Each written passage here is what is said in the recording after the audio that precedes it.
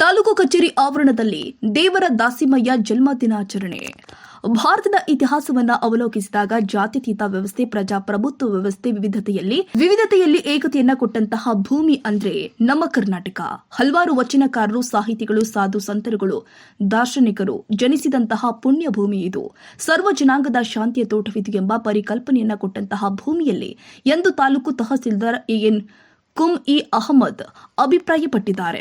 ಅವರು ತಾಲೂಕು ಆಡಳಿತದ ವತಿಯಿಂದ ತಾಲೂಕು ಆಡಳಿತ ಸೌಧದ ಆವರಣದಲ್ಲಿ ಏರ್ಪಡಿಸಲಾಗಿದ್ದ ದೇವರ ದಾಸಿಮಯ್ಯ ಜನ್ಮದಿನೋತ್ಸವ ಕಾರ್ಯಕ್ರಮದಲ್ಲಿ ದೇವರ ದಾಸಿಮಯ್ಯ ಅವರ ಭಾವಚಿತ್ರಕ್ಕೆ ಪೂಜೆ ಸಲ್ಲಿಸಿ ಪುಷ್ಪಾರ್ಚನೆ ಮಾಡಿ ನಂತರ ವೇದಿಕೆ ಕಾರ್ಯಕ್ರಮದ ಅಧ್ಯಕ್ಷತೆ ವಹಿಸಿ ಮಾತನಾಡಿದರು.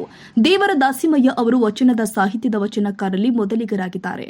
ಜಗಜ್ಯೋತಿ ಬಸವೇಶ್ವರರಿಗಿಂತ ಮೊದಲಿಗೆ ಬಂದಂತವರು. ಅವರು ನೇಯ್ಗೆ ವೃತ್ತಿಯನ್ನ ಮಾಡಿದಂತವರು, ಸಮಾಜ ಕೂಡ ತಿದ್ದಿದಂತವರು.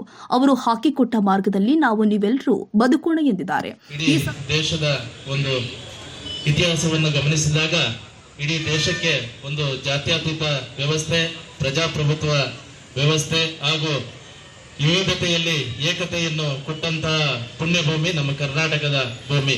ಇಲ್ಲಿ ಹಲವಾರು ವಚನಕಾರರು, ಕವಿಗಳು, ಸಂತರು, ಹಲವಾರು ದಾರ್ಶನಿಕರು ಜನಿಸಿದ ಇಡೀ ಸರ್ವ ಜನಾಂಗದ ಶಾಂತಿಯ ತೋಟ ಎಂಬ ಪರಿಕಲ್ಪನೆಯನ್ನು ಇಡೀ ದೇಶ, ಇಡೀ ವಿಶ್ವಕ್ಕೆ ಕೊಟ್ಟು ಇಡೀ ಮಾನವ ಸಮಾಜ ಏಕತೆಯನ್ನು ಒಂದು ನಿರ್ಮಾಣ ಮಾಡಿದ್ದು ನಮ್ಮ ಕರ್ನಾಟಕದ ಜನತೆ.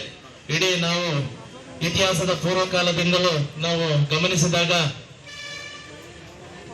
ಗುಪ್ತರು, ಹೊಯ್ಸಳರು, ಇಮ್ಮಡಿ, ಪುಲಿಕೇಶಿಗಳ ಆದಿಯಾಗಿ ಗಂಗರು, ಇವತ್ತಿನ ಮೈಸೂರು ಮಹಾರಾಜರ ಒಂದು ಇತಿಹಾಸದ ಎಡೆಗೆ ನಾವು ಎಲ್ಲ ಇತಿಹಾಸದ ಅವಲೋಕನಗಳನ್ನು ಅಧ್ಯಯನ ಮಾಡಿದಾಗ ನಮಗೆ ಕಂಡು ಬರುವುದು ಇಡೀ ಕನ್ನಡಿಗರ ವಿಶಾಲ ಹೃದಯತೆ. ಇಡೀ ಅನುಭವದ ಮಂಟಪದ ಮೂಲಕ ಇಡೀ ವಿಶ್ವಕ್ಕೆ ಒಂದು ಪ್ರಜಾಪ್ರಭುತ್ವ ವ್ಯವಸ್ಥೆಯ ಪರಿಕಲ್ಪನೆಯನ್ನು ಮಾಡಿಕೊಟ್ಟವರು ವಿಶ್ವ ಗುರು ಜಗಜ್ಯೋತಿ ಬಸವಣ್ಣನವರು. ಅದೇ ರೀತಿ ಒಂದು ಆದ್ಯ ಪ್ರವಚಕರಾಗಿ, ವಚನಕಾರರಾಗಿ ಕರ್ನಾಟಕದಲ್ಲಿ ಜನಿಸಿದಂತಹ ನಮ್ಮ ಹೆಮ್ಮೆಯ ಇಂದಿನ ದೇವರ ದಾಸಿಮಯ್ಯರವರು. ಅವರು ಮೊದಲನೇ ವಚನಕಾರರು. ಇಡೀ ಕನ್ನಡದಲ್ಲಿ ವಚನಗಳನ್ನು, ಸಾಹಿತ್ಯಗಳನ್ನು. ಈ ಸಂದರ್ಭದಲ್ಲಿ ನೇಕಾರ ಸಮಾಜದ ಅಧ್ಯಕ್ಷ ಮಾವಿನಕೆರೆ ಗಂಗಾಧರಯ್ಯ, ಶಿಕ್ಷಣ ಇಲಾಖೆ ಸಿದ್ದಪ್ಪ, ಸಮಾಜ ಸೇವಕ ಕಲ್ಕೆರೆ ರಾಘು, ಚಂದ್ರಶೇಖರ್, ಲೇಪಾಕ್ಷಯ್ಯ, ಟೈಲರ್ ಚಂದ್ರಯ್ಯ, ಕೃಷ್ಣಮೂರ್ತಿ ಸೇರಿ ಹಲವರು ಭಾಗವಹಿಸಿದ್ರು.